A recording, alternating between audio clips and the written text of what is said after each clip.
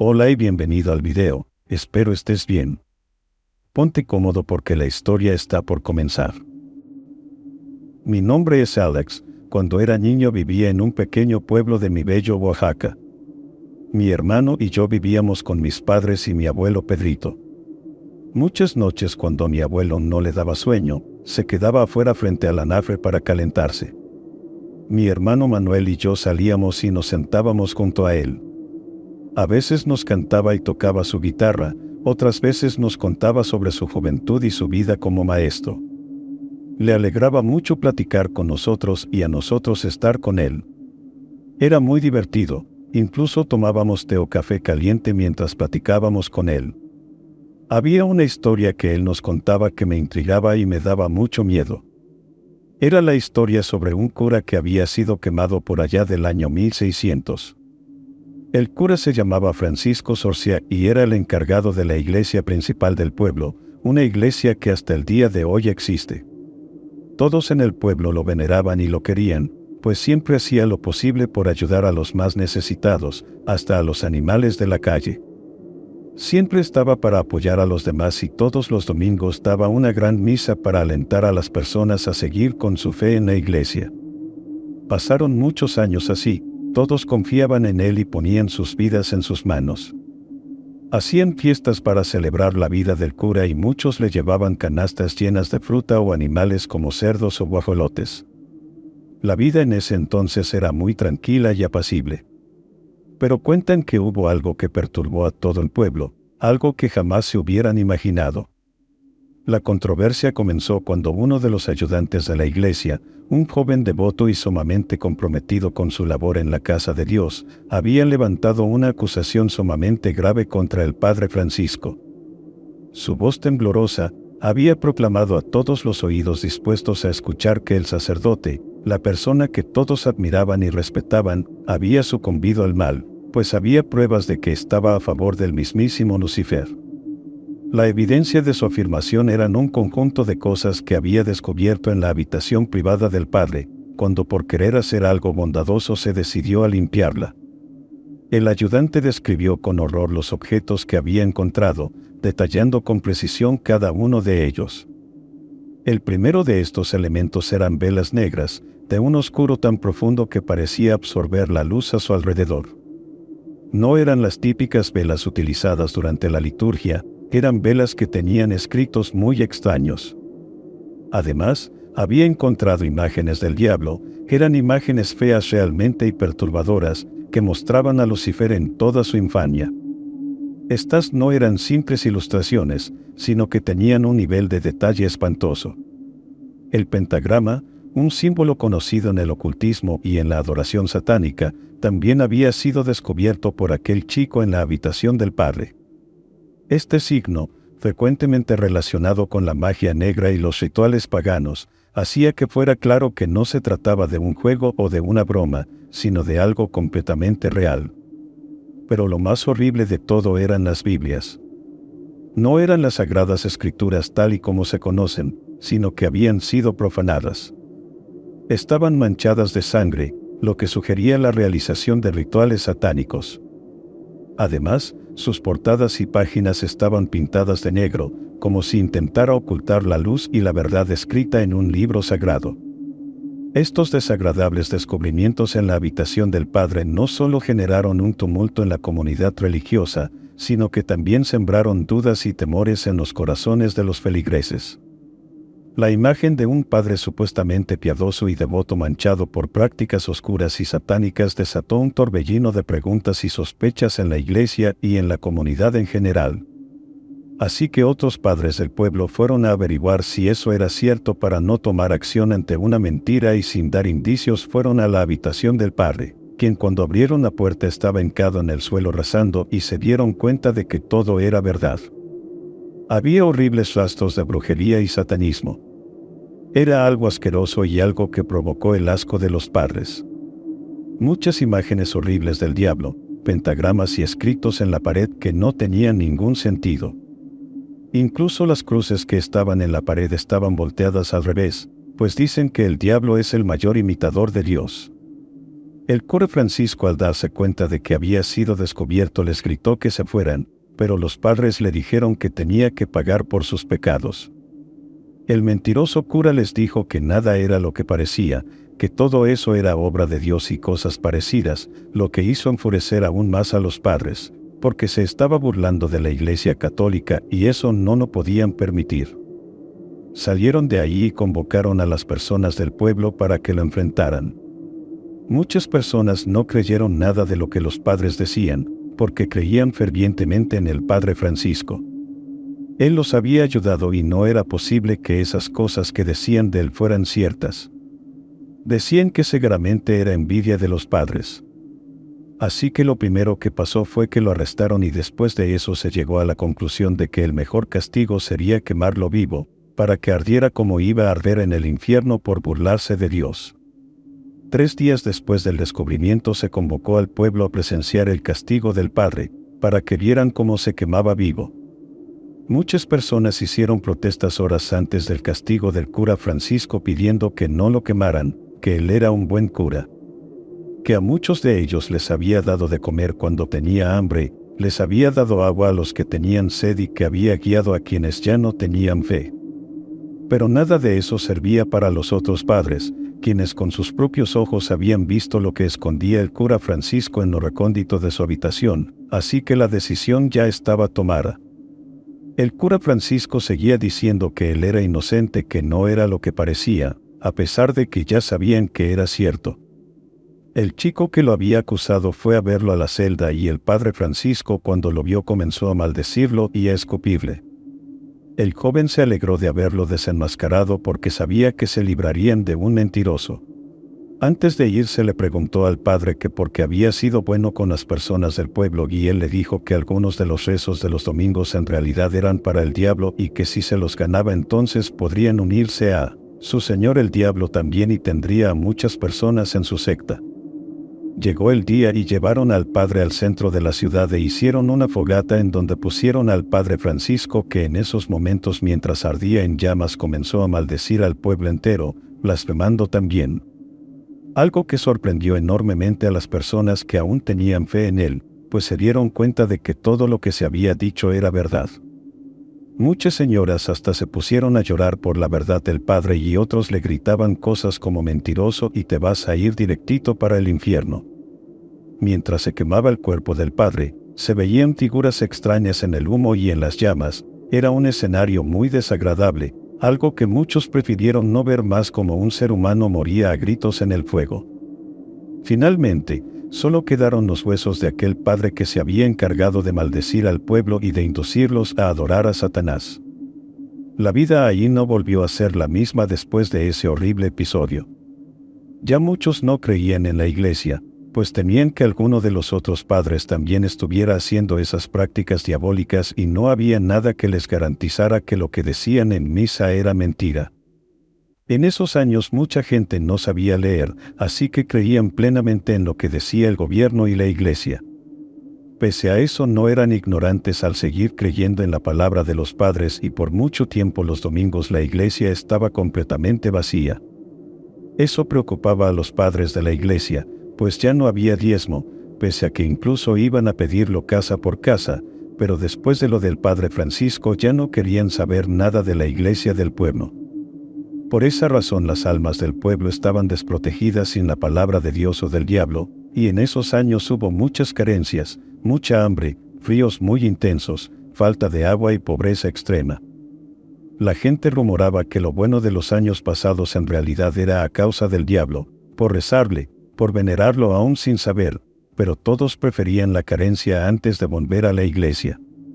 Después de varias generaciones en las que decían que Dios los había abandonado, llegaron las nuevas y esas sí volvieron a confiar en la iglesia hasta el día de hoy. Esa macabra historia que nos contaba repetidas veces mi abuelo me hacía pensar mucho y siempre tenía preguntas para él. A esa edad no entendía mucho sobre religión, así que varias partes de la historia me parecían confusas. Mis padres regañaban al abuelo Pedrito cuando nos contaba ese tipo de cosas, le decían que nosotros éramos pequeños para entender y escuchar esas historias. Pero el abuelo decía que quería que algún día nosotros también les contáramos a nuestros nietos sobre todo eso. Recuerdo que hubo una ocasión en específico que después de que el abuelo nos contó esa historia no pude dormir. Me daba mucho miedo saber que existían ese tipo de personas que veneraban al diablo. En fin, la historia del cura maldito desencadenó una serie de eventos que me marcaron de por vida. Siendo un niño todavía, de 9 años, recuerdo que fui con mi hermano Manuel por unos mandados que nos habían pedido nuestros padres. Debíamos ir por una canasta de pan y luego llevarla a la iglesia, al padre Jesús Guerrero, el encargado de la iglesia. Mis padres acostumbraban a llevarle de vez en cuando algo al padre, en agradecimiento a su bondad y a esparcir sobre todo el pueblo sus enseñanzas y la palabra de Dios. Recuerdo que ya era algo tarde, más o menos las 6 de la tarde cuando salía el pan calientito. Así que esperamos en la larga fila de personas que iban por pan también. Mientras esperábamos, mi hermano Manuel comenzó a decirme que íbamos a ir a la iglesia, que tal que el Padre Jesús no era tan bueno como se veía, y yo le dije con un tono de desaprobación que dejara de decir tonterías, que la historia que nos contaba el abuelo había sucedido hace muchísimo tiempo y en esos tiempos todo era diferente. Manuel seguía diciendo lo mismo, inclusive comenzó a imitar al Padre Francisco, haciendo ruidos y movimientos como si se estuviera quemando. A lo que yo le dije que dejara de hacer esas cosas. Varias personas de la fila nos miraron, unos voltearon los ojos y otros nos vieron feo. Pasaron alrededor de 10 minutos y por fin pasamos a la panadería. Tomamos varias conchas, cuernitos, panes de repostería y unas galletas que llevábamos a la caja a que las metieran a la canasta. Pagamos y caminamos hacia la iglesia. Estábamos en invierno, así que teníamos el mismo horario de hoy, en donde oscurece a las 6 más o menos, así que el camino era algo oscuro, pero todo era más ameno porque íbamos platicando y bromeando. Mi hermano Manuel, un enérgico niño de 7 años, era mi fiel compañero en estas aventuras. Nos llevábamos excepcionalmente bien, más allá de la simple relación de hermanos, él era mi mejor amigo. Pasábamos la mayor parte del tiempo juntos, compartiendo risas, sueños y anécdotas. Cuando a él lo mandaban a alguna tarea o a comprar algo, yo siempre estaba ahí para acompañarlo, y lo mismo ocurría al revés.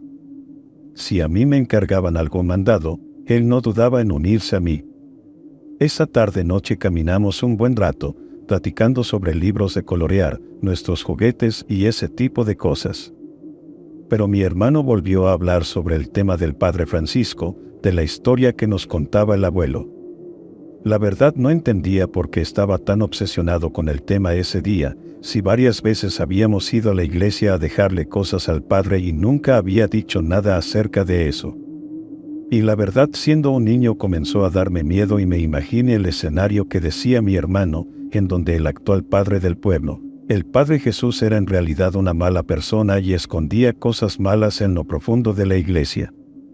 Mi risa nerviosa denotaba miedo y mi hermano se dio cuenta. Pese a que él era más pequeño, era muy aficionado a las historias de terror que nos contaba el abuelo, le encantaban esos temas y siempre dibujaba monstruos con horribles tenazas, unas caras horribles, tentáculos, color verde, negro o rojo. A mí me llamaban la atención esos temas, pero prefería las caricaturas o dibujar a mi familia. El abuelo Pedrito siempre nos decía que se sentía orgulloso de los valientes que éramos a nuestra edad, algo que no sabía si era del todo cierto, porque a mí sí me daban miedo muchas cosas. En fin, seguimos caminando y yo le dije a Manuel que ya se callará, que dejará de hablar del padre quemado, pero él se reía más y no me hacía caso. Me dijo que era su historia favorita y me preguntó que si creía que había sucedido realmente o solo era un invento del abuelo. Yo le dije que seguramente no era verdad, que era una simple leyenda, algo que solo se había contado de generación en generación como la historia de La Llorona y que en dado caso de que hubiera sucedido realmente quizá no había sido tan horrible como lo contaba el abuelo. Comenzamos a hablar mucho sobre el tema, aunque me daba miedo, sería mentira decir que no era interesante. Puedo decir que el camino en vez de parecer más corto parecía eterno. Sentía que caminábamos y nada más no llegábamos a la iglesia. Seguimos platicando y finalmente llegamos. Entramos y la iglesia estaba completamente vacía. La luz de las lámparas colgantes iluminaba las bancas de madera y daban un aspecto de paz. Dijimos el nombre del Padre Jesús en voz alta, porque sabíamos que seguramente estaba por ahí como siempre, pero nadie contestó. Le dije a Manuel que esperáramos unos minutos, que a lo mejor había ido al baño o se estaba bañando, aunque siendo franco se me hacía raro que dejara la iglesia sola, normalmente estaba por lo menos el ayudante del Padre. Pero pues esperamos un buen rato y volvimos a llamar al Padre Jesús, pero de nuevo nadie respondió. Hasta que una voz salió de atrás del altar principal y dijo: hijos, pásenle, están en su casa, disculpen, estaba ocupado. Cientos de veces habíamos escuchado la voz del Padre, en las misas o cuando íbamos a visitarlo, pero esa vez se escuchaba extraña. Era más grave, como si estuviera enfermo de la garganta y justamente eso pensé. Manuel le dijo que le habíamos llevado pan y él con la misma voz nos dijo que pasáramos al otro lado del altar, en donde nadie pasaba, solo el Padre y sus sacristanes. Eso nos pareció todavía más raro, pues todas las veces que habíamos ido a verlo, él nos recibía en la iglesia como tal, en las bancas y se ponía a platicar con nosotros. Yo le dije en voz alta que, si podía salir, porque teníamos prisa, pero él respondió diciendo que no podía, porque estaba despeinado y con ropa civil y que si alguien más del pueblo lo veía se iban a molestar. Nos quedamos pensando y Manuel comenzó a caminar hacia allá, pero yo lo sostuve del brazo y le dije no. Mi hermano se me quedó viendo y yo le dije que todo era muy extraño y mejor nos fuéramos. Él asintió con la cabeza y cuando íbamos a comenzar a caminar hacia la salida la voz del Padre se escuchó de nuevo y nos dijo que se le antojaba mucho el pan, que por favor pasáramos. A pesar de que en el fondo sabía que algo estaba mal, su voz parecía envolvernos y nos dirigimos hacia atrás del altar principal. Había varios cuartos y un pasillo largo. No lo vimos rápido, así que preguntamos su nombre en voz alta y se escuchó a lo lejos en uno de los cuartos y dijo que pasáramos. Seguimos su voz y caminamos por el pasillo. Nunca habíamos visto la iglesia por dentro, así que fue muy raro. Todo se veía un poco descuidado y viejo, las puertas de metal se veían oxidadas y la madera ya se veía deteriorada. La voz del Padre parecía provenir de todos lados y de ningún lado en realidad, así que por un momento nos confundimos y caminamos a la vuelta del pasillo. Donde había un cuarto al fondo con la puerta completamente y tenía un candado que parecía haber sido roto a propósito. Escuchamos la voz del Padre justo ahí, así que caminamos hasta ese cuarto. Abrimos poco a poco la puerta y rechinó por lo vieja que estaba. Un olor a azufre salió de ese lugar cuando la puerta estaba completamente abierta. Primero todo era oscuridad hasta que nuestros ojos se adaptaron y lo que vimos nos hizo vomitar. El cuarto era muy viejo, y en cuanto pusimos un pie dentro nos dispusimos a salir corriendo, pero la puerta se cerró tras nosotros, algo que hizo que mi hermano se pusiera muy nervioso. Había una cama al fondo con una base de madera, la mitad ya se la habían comido las polillas. El color estaba café por el paso del tiempo y había una mesa en el centro con un mantel negro y en ella había Biblias muy viejas cubiertas de lo que parecía ser sangre. Había unas imágenes muy raras y en la pared extrañas figuras dibujadas. Mi hermano y yo dimos un paso hacia atrás y de pronto la puerta se abrió, lentamente. Y cuando nos dispusimos a salir justo en la entrada nos topamos con algo que todavía no he logrado olvidar. Era un hombre quemado, sus ojos estaban totalmente negros y vestía una sotana café. Era el cura Francisco, el cura de la historia. Mi hermano soltó la canasta de pan y comenzó a vomitar y acto seguido yo también. Después comenzamos a gritar y ese ente asqueroso nos dijo que nos habíamos estado burlando de él y que lo íbamos a pagar muy caro. Tomó a mi hermano del cuello con su mano quemada, lo que hizo que a Manuel se le quedara la mano marcada, como si se hubiera quemado. Nuestros gritos fueron escuchados por el Padre Jesús que justamente había llegado. Cuando nos vio ahí temblando de miedo nos preguntó qué estábamos haciendo ahí, pero ni siquiera pudimos contestarle. Estábamos sudando frío y no podíamos ni hablar. Todo lo que había en esa mesa parecía haber desaparecido, al igual que el cura quemado cuando llegó el Padre Jesús. Después el Padre Jesús nos llevó a las bancas de la iglesia y nos dio un vaso de agua. Un rato más tarde nos dijo que había salido porque una de las señoras del pueblo lo había mandado traer de emergencia y por fin pudimos contarle lo que había pasado. Él nos dijo que quizá nos habíamos imaginado todo, pese a que había visto la quemadura de Manuel, pero en lugar de negarlo no dijimos nada, ya queríamos irnos a casa. Nos llevó con nuestros padres y el abuelo Pedrito. A nuestros padres simplemente les dijimos que Manuel se había quemado por accidente, mi madre lo curó y después fuimos a contarle al abuelo. El abuelo Pedrito, nada sorprendido, nos dijo que a veces no todos son leyendas y que no debíamos burlarnos de ese tipo de cosas o si no podrían ir por nosotros. Nos dio un abrazo y nos dijo que por el momento no habría más historias de terror. Han pasado ya muchos años desde eso, pero recuerdo perfectamente al cura Francisco queriéndonos hacer daño y que muchas veces no todas las historias son falsas. Gracias por quedarte hasta el final. Recuerda que subo video los lunes, miércoles y viernes. Suscríbete para mantenerte actualizado.